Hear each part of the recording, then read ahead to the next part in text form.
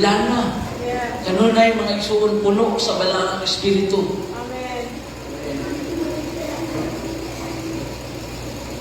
So muna nga gi-acknowledge kita, gipahinamangloan kita sa Ginoo mga igsoon nga mahimo tang wise, dili foolish virgin.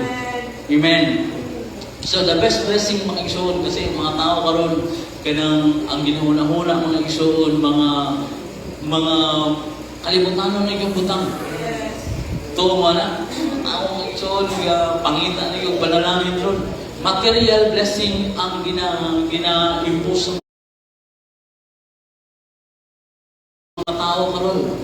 Kadaghanan sa mga tao pero wala lang mabaw ang mga igsoon nga ang pinakadakong butang nga atong nadawatan nga mao si Ginoong Hesus. Amen. The best blessing na atong nadawatan mga igsoon si Jesus Christ. Amen. Kung naa kay Jesus mga igsoon sa imong kinabuhi, nagkinabuhi ka according to His will. Bang naa ka sa kingdom sa Ginoo,